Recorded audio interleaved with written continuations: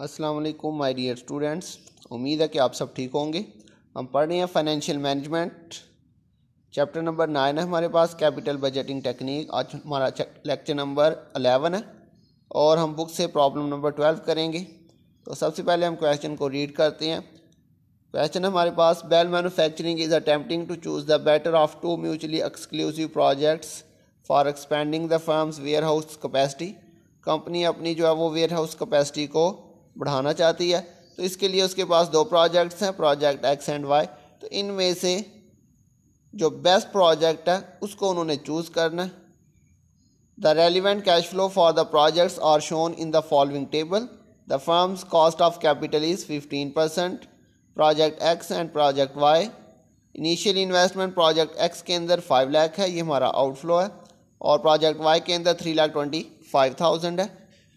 जबकि cash inflow के अंदर उसने आपको 5 साल दिए हुए हैं और इसके अंदर उसने आपको बताया हुआ प्रोजेक्ट एक्स के अंदर फर्स्ट ईयर के अंदर आपके पास इनफ्लो में 1 लाख, उसके बाद सेकंड ईयर में 1,20,000, 150,000, 190,000 एंड 250,000। और प्रोजेक्ट वाई के अंदर उसने आपको बताया हुआ 140,000, 120,000, 95,000, 70,000 एंड 50,000। तो ये आपके पास दो प्रोजेक्ट्स हैं। रिक्वायरमेंट नंबर ए के अंदर उसने आपसे पूछा हुआ calculate the IRR to the nearest whole percent for each of the project. तो हमने लास्ट जो क्वेश्चन किया था 9.11 उसके अंदर भी हमने IRR कैलकुलेट करना सीखा था। तो बिल्कुल वैसा ही ये क्वेश्चन है, कोई भी इसमें नया पॉइंट नहीं है। मिक्स स्ट्रीम है, तो मिक्स स्ट्रीम के लिए हम IRR का फार्मूला लगाएंगे जो हमने लास्ट लेक्चर के अंदर सीखा था। तो फार्मूला हमारे पास था, अच्छा यहाँ पे हम यूज़ करेंगे trial and error method IRR निकालने के लिए। और ट्रायल एंड एरर मेथड के अंदर हमारे पास फार्मूला था net present value is equal to minus present value of outflow और प्लस कैश फ्लो ईयर 1, फिर cash flow year 2 and so on, जितने भी साल होंगे, और डिवाइडेड बाय करेंगे 1 + i की पावर 1, फिर 1 + i की पावर 2। ये ईयर के साथ साथ आपका जो ये पावर चेंज होती जाएगी। तो IRR हमने बात की थी क्या होता है, ये डिस्काउंट रेट होता है जिसके ऊपर हमारी नेट प्रेजेंट वैल्यू क्या हो जाती है, 0 हो जाती है। तो हम यहाँ पर खुद से कोई सा भी रेट अज्यूम करेंगे जिसके लिए कोई फिक्स रूल नहीं है कि हमने कितने % लेना है, हम अपनी मर्ज़ी से कोई सा भी रेट ले सकते हैं। तो अब कोशिश कीजिएगा 15 या 20 से इसको स्टार्ट किया करें। वैसे आप अपनी मर्ज़ी से कोई भी ले सकते हैं, लेकिन मैं यहाँ पे आपको रिकमेंड करूँगा कि आप जब भी करें तो आप कोशिश करें 15 या 20 से स्टार्ट किया करें। तो यहाँ पे हम अज्यूम करते हैं, हमने अज्यूम किया 10%, लेकिन मैंने अभी आपको बताया ये कोई फिक्स नहीं है कि आप हमेशा 15 या 20 से ही करें, आप किसी से भी कर सकते हैं।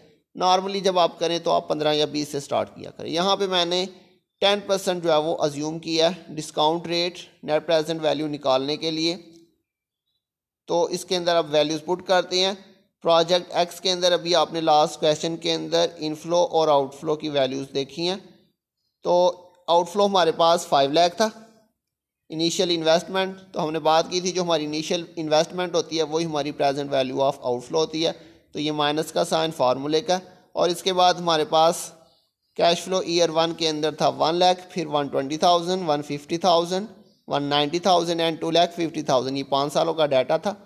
तो 10% 100 से डिवाइड किया और उसके अंदर हमने 1 प्लस किया फार्मूले का, तो ये 1.10 ईयर 1 के अंदर आ गया पावर 1।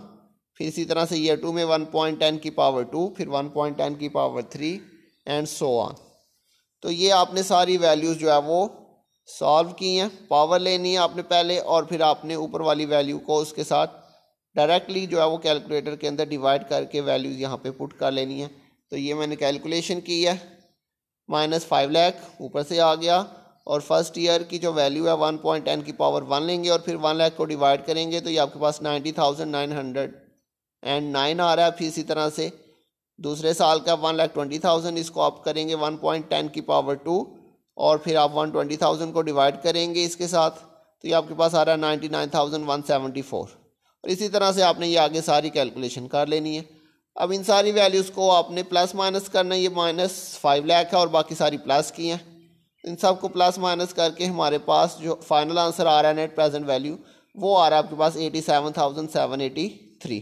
तो हमने बात की थी कि जहाँ पे हमारा नेट प्रेजेंट वैल्यू जो है वो ज़ीरो हो जाएगी तो वही हमारा डिस्काउंट रेट होगा। लेकिन यहाँ पे अगर आप देखें तो हमारे पास ये पॉजिटिव में आ रहा है, इसका मतलब जो 10% है ये हमारा IRR नहीं है, क्योंकि इसके ऊपर हमारी नेट प्रेजेंट वैल्यू ज़ीरो नहीं हुई।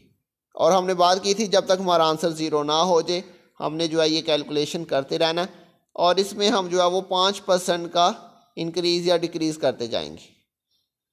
तो अभी हमने 10% पे किया, तो अब हमें कैसे पता चलेगा कि हमने अभी आगे 15 पे जाना है या 5 पे आना है? तो इसके लिए मैंने आपको एक रूल बताया था, अगर आपकी नेट प्रेजेंट वैल्यू पॉजिटिव आ जाए तो आप रेट को क्या कर दें, इंक्रीज़ कर दें, और अगर आपकी जो नेट प्रेजेंट वैल्यू है वो नेगेटिव आ जाए तो फिर आपने रेट को डिक्रीज़ कर देना।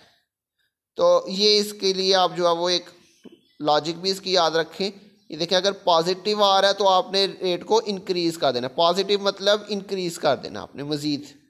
और अगर आपकी नेट प्रेजेंट वैल्यू माइनस में आ जाती है तो आप वो नेगेटिव होगी, आपने उसे मज़ीद जो है रेट को डिक्रीज़ कर देना।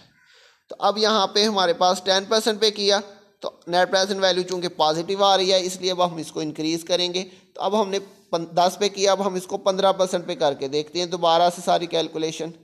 अब हमने 15% अज्यूम किया, तो 15% के साथ 15% की मदद से अब हम इसको सॉल्व करते हैं। तो कैश फ्लो जो है वो तो सेम रहेंगी, सिर्फ आपका रेट चेंज होगा। जहाँ पे आपने 10% किया था वहाँ पे क्या करेंगे 15%, इसको 100 से डिवाइड किया, 1 के अंदर प्लस किया तो ये 1.15 की पावर 1 पहले साल में आ जाएगा, फिर इसी तरह से 1.15 की पावर 2 सेकेंड ईयर में, और फिर 1.15 की पावर 3 थर्ड ईयर में, फिर 1.15 की पावर 4 और 1.15 की पावर 5।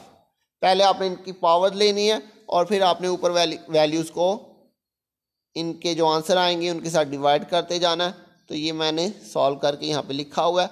-5 लाख ये हमारा आउटफ्लो था, प्रेजेंट वैल्यू ऑफ आउटफ्लो, और उसके बाद आपने 1 लाख को 1.15 की पावर 1 लेके डिवाइड किया तो ये आपके पास आ रहा है पहले साल के अंदर 86,957, दूसरे साल में आ रहा है आपके पास 90,737 एंड सो ऑन। तो ये आपने सारी कैलकुलेशन करके इसको चेक कर लेना है। अब इन सारी वैल्यूज़ को हम प्लस माइनस करेंगे तो देखते हैं हमारे पास आंसर ज़ीरो आता है या नहीं आता। तो ये हमारे पास फिर से ज़ीरो नहीं आया, ये नेट प्रेजेंट वैल्यू हमारे पास आई है 9,248। तो बच्चों हमने लास्ट क्वेश्चन के अंदर इंटरपोलेशन की थी दो रेट्स के दरमियान। तो याद रखिएगा इंटरपोलेशन हम तब करेंगे जब हमारे पास एक नेट प्रेजेंट वैल्यू प्लस की हो और एक नेट प्रेजेंट वैल्यू हमारे पास माइनस की हो। जबकि यहाँ पे अगर हम देखें जो हमने 10% पे किया था तो वो भी हमारे पास नेट प्रेजेंट वैल्यू प्लस में आ रही थी। अब हमने दोबारा 15% पे किया तो स्टिल हमारा जो आंसर आ रहा है नेट प्रेजेंट वैल्यू का वो अभी भी किस में आ रहा है, प्लस में आ रहा है। तो अभी हमें अगर इंटरपोलेशन भी करनी है तो हम 10 और 15 के बीच में नहीं कर सकते क्योंकि ये दोनों प्लस की है। हमारे लिए इंटरपोलेशन अगर करनी है तो उसके लिए हमारे पास एक वैल्यू का प्लस और एक का माइनस होना ज़रूरी है। इसका मतलब है अभी हमें मज़ीद जो है वो नेट प्रेजेंट वैल्यू कैलकुलेट करना पड़ेगी। जो हमने कल क्वेश्चन किए थे उसके अंदर आपने देखा था हमने दो ही रेट यूज़ किए थे, एक दफ़ा प्लस में आ गई थी और एक दफ़ा माइनस में आ गई थी। तो हमने उन्हीं के बीच में क्या कर ली थी, इंटरपोलेशन। लेकिन यहाँ पे ये थोड़ा सा पॉइंट है, इसको ज़रा समझ लीजिएगा। अगर आपने पहली दफ़ा किया और आपका प्लस में आ रहा है, फिर आपने दूसरी दफ़ा किया फिर प्लस में आ रहा है, तो आप उन दोनों के बीच में इंटरपोलेशन नहीं कर सकते क्योंकि वो दोनों प्लस की हैं। आपको मज़ीद करना पड़ेगा जब तक कि वो माइनस में नहीं आ जाता, और जब वो माइनस में आ जाएगा फिर उसके बाद हम क्या कर लेंगे, इंटरपोलेशन। इसी तरह से फॉर एग्जांपल अगर आप पहली दफ़ा करते हैं और आपका आंसर माइनस में आ जाता है, फिर आप दूसरी दफ़ा करते हैं और फिर आंसर माइनस में आ जाता है, तो माइनस माइनस वाली वैल्यूज़ के दरमियान भी इंटरपोलेशन नहीं होगी। उसकी भी हम तब तक वर्किंग करते रहेंगे जब तक एक वैल्यू हमारे पास प्लस में नहीं आ जाती। तो ये मुझे उम्मीद है कि इस पॉइंट की आपको समझ आ गई होगी कि अब हमने 10 और 15 के बीच में इंटरपोलेशन नहीं करनी। अब दोबारा से हम फिर जो है एक नया रेट अज्यूम करते हैं और देखते हैं उसमें हमारा आंसर ज़ीरो आता है या नहीं। तो अब फिर से वही बात है कि अब हमने 15 से जो है वो 20 पे जाना है। वो कैसे पता चला, क्योंकि आंसर हमारा पॉजिटिव आ रहा है, तो पॉजिटिव आ रहा है तो हम रेट को मज़ीद क्या कर देंगे, इंक्रीज़। अभी हमने 15 पे किया तो अभी हम जो है वो 20 पे कर लेते हैं। 20% पे हमने दोबारा से सारी वर्किंग करनी है। सारी वैल्यूज़ वही हैं, बस हमारा रेट चेंज हुआ। नीचे जो है वो 1.20 की पावर 1, 1.20 की पावर 2, 1.20 की पावर 3, 1.20 पावर 4, 1.20 पावर 5, इनकी पावर्स लेनी है और आपने ऊपर वाली वैल्यूज़ को डिवाइड कर देना है इनके साथ। तो ये सारी कैलकुलेशन आपने चेक कर लेनी है। तो ये आपके पास फर्स्ट वैल्यू जो है वो -5 लाख आ रही है, बाकी आपके पास आगे सारी वैल्यूज़ आ रही हैं। इन सब को आपने प्लस माइनस किया तो फिर से हमारे पास जो आंसर है वो ज़ीरो नहीं आया। इसका मतलब जो 20% है ये हमारा IRR नहीं है। हमने बात की थी जहाँ पे हमारा आंसर 0% आ जाएगा, सॉरी जहाँ पे हमारी नेट प्रेजेंट वैल्यू 0 हो जाएगी तो वो हमारा IRR होगा। लेकिन यहाँ पे 20% पे भी हमारा आंसर 0 नहीं हुआ, लेकिन हमारा आंसर जो है वो माइनस में आ गया। तो हमने बात की थी अगर कहीं पर आपका आंसर एग्जैक्टली 0 आ जाए फिर तो वही आपका इंटरनल रेट ऑफ रिटर्न होगा। लेकिन अगर आपका आंसर एग्जैक्टली 0 नहीं आता बल्कि एक वैल्यू प्लस में आ जाती है और एक वैल्यू माइनस में आ जाती है, तो फिर हम उन दोनों के बीच में क्या कर लेंगे, इंटरपोलेशन करके IRR कैलकुलेट कर लेंगे। तो अब हमारे पास 15% पे प्लस में आ रही थी वैल्यू और 20% पे जो है वो माइनस में आ चुकी है। तो अब हम इंटरपोलेशन करेंगे इन दो रेट्स के दरमियान। अच्छा, यहाँ पर आपने ये भी एक बात याद रखनी है, जो आपने इंटरपोलेशन करनी है वो आपने एंड वाले जो दो रेट होंगे, जो एक प्लस में है और एक माइनस में है, उन दोनों के बीच में आपने करनी है। जैसे यहाँ पे हमने 3 रेट यूज़ किए, पहले 10%, फिर 15% और फिर हमने 20% किया। तो आपने लास्ट 2 रेट्स के दरमियान जो है वो इंटरपोलेशन करनी है। तो यहाँ पे आपके लास्ट 2 रेट्स जो है वो कौन कौन सी हैं, एक 15% है जिसपे प्लस पे था और एक 20% है जिसपे माइनस में आया। जी बच्चों, उम्मीद है ये आपको क्लियर हो गया होगा जो पॉइंट मैं समझाना चाह रहा हूँ। आपके पास अगर 2 से ज़्यादा रेट आ जाती हैं, जैसे हमने इस क्वेश्चन के अंदर एक दफ़ा 10% पे किया, फिर हमने 15% पे किया और फिर हमने 20% पे किया, तो 10 पे भी प्लस में आ रहा था, 15 पे भी प्लस में आ रहा था और 20 पे क्या हो गया, ये माइनस में आ गया। अब जब हम इंटरपोलेशन करेंगे तो ये पॉइंट आपने यहाँ पे याद रखना है कि आपने इन तीनों में से 2 के दरमियान इंटरपोलेशन करनी है। तो वो 2 रेट कौन कौन से लेंगे, तो ये मैं आपको बता रहा हूँ कि जो आपके लास्ट 2 रेट्स होंगे, तो यहाँ पे लास्ट 2 रेट कौन से हैं, एक 15% है और एक 20% है। तो फॉर एग्जाम्पल आपके पास 4 रेट आ जाते हैं, आप 5% पे भी करते हैं फॉर एग्जांपल, तो 5 पे भी प्लस में आता है। तो देखिए हमने कौन से 2 रेट्स के दरमियान इंटरपोलेशन करनी है, जो आपके पास लास्ट 2 रेट होंगे, एक आपके पास ये वाला और एक आपके पास ये वाला। तो ये पॉइंट आपको समझ लग गई होगी कि हमने इंटरपोलेशन कौन से 2 रेट्स के दरमियान करनी है। तो अब हम इंटरपोलेशन करते हैं नेक्स्ट स्लाइड के अंदर देखिएगा। इंटरपोलेशन के अंदर आपको याद होगा हमने कहा था जो 2 रेट अभी हमने सेलेक्ट किए हैं, कौन कौन सा, एक हमने बात की है 15% और एक हमने बात की है 20%। ये 2 रेट लेंगे। तो इन दोनों रेट में से हमने बात की थी जो हमारे पास छोटा रेट होगा वो हम लेंगे। तो ये 15% ये हमारे पास छोटा रेट है, तो इसलिए हमने यहाँ पे इसको 100 से डिवाइड किया, ये यहाँ पे लिख लिया। अब हम जो है वो इसी की इस 15% की क्या लेंगे, नेट प्रेजेंट वैल्यू। तो ये जो 15% की नेट प्रेजेंट वैल्यू आई है इसको हम जो है वो ऊपर अभी पुट करेंगे फार्मूले के अंदर, और फिर उसी को हमने नीचे भी फार्मूले में दोनों साइड पे पुट कर देना। तो ये देखिएगा हमने 15% के ऊपर हमारे पास नेट प्रेजेंट वैल्यू आई थी 9248, ये प्लस की थी, और इसको हम मल्टीप्लाई करेंगे 0.05। ये 0.05 कहाँ से आया, ये जो आप 2 रेट यूज़ कर रहे हैं 15 और 20, इन दोनों का आपने डिफरेंस लिया था वो 5% आ रहा है, तो उसकी आपने परसेंटेज ख़त्म कर दी 100 से डिवाइड करके, तो ये 0.05 आ जाएगा। जो भी आपके पास 2 रेट्स हैं उनका आपने डिफरेंस लेना है, उसके साथ आपने नेट प्रेजेंट वैल्यू को ऊपर मल्टीप्लाई कर देना है, और फिर इसी तरह से आपने नीचे भी इसी 15% की नेट प्रेजेंट वैल्यू लिखी, माइनस फार्मूले का आपके पास आएगा, और माइनस जो आपके पास सेकंड रेट है उसकी नेट प्रेजेंट वैल्यू यहाँ पे लेंगे, ये 15% और 20%। तो इसकी नेट प्रेजेंट वैल्यू हमारे पास 15% पे हमारे पास नेट प्रेजेंट वैल्यू आई कितनी, 9,248, और 20% के ऊपर आपके पास नेट प्रेजेंट वैल्यू आई है माइनस में 54,430। तो इसके लिए कोई फार्मूला नहीं यहाँ पे हम लगा रहे हैं IRR के लिए इंटरपोलेशन के अंदर। तो ये आपने कंसेप्चुअली ही इसको समझना है कि सबसे पहले तो आपने इन दोनों में से कौन सा रेट लेना, जो छोटा रेट है वो आपने ये लिखा 20%। फिर इसी की आपने लेनी है नेट प्रेजेंट वैल्यू, वो कितनी आपने लिखी है, ये 9,248। तो ये आपने नेट प्रेजेंट वैल्यू इसके ऊपर भी लिख लेनी है और इसके नीचे भी लिख लेनी है।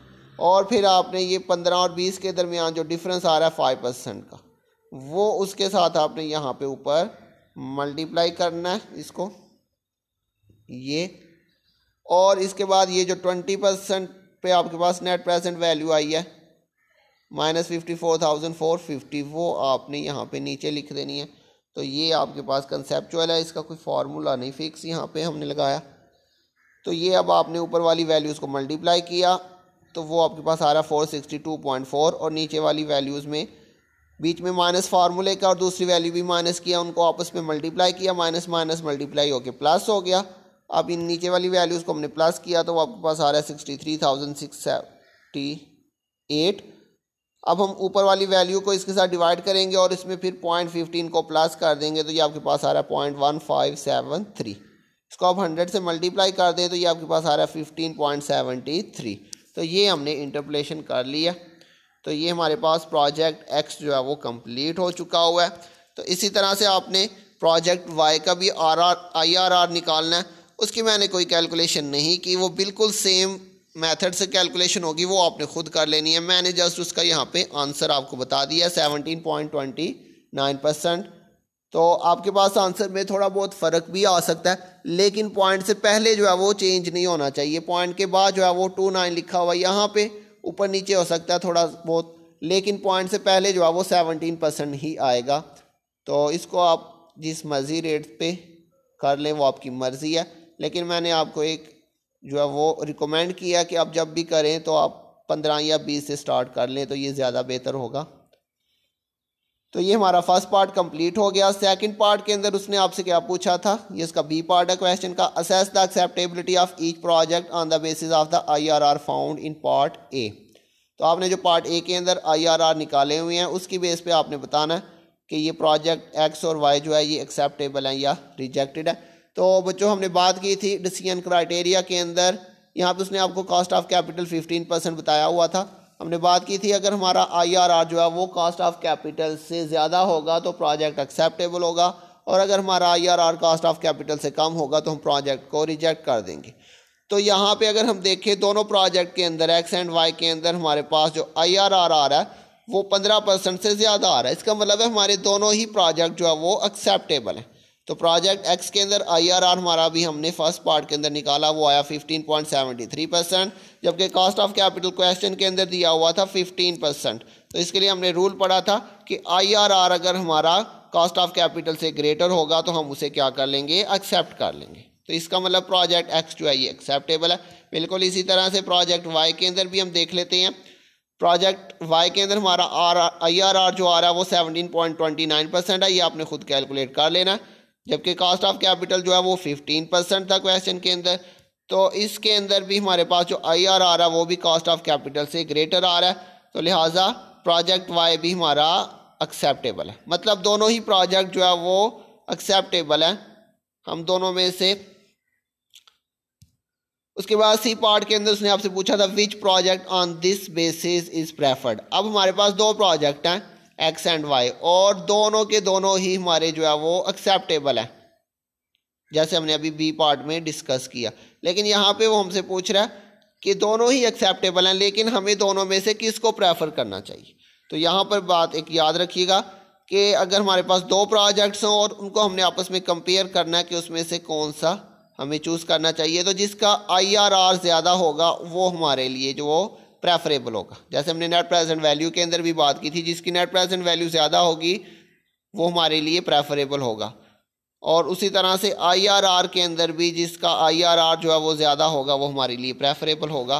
तो यहाँ पे प्रोजेक्ट वाई का जो IRR था वो प्रोजेक्ट एक्स से ज़्यादा आ रहा है, इसलिए प्रोजेक्ट वाई हमारे लिए प्रेफरेबल होगा।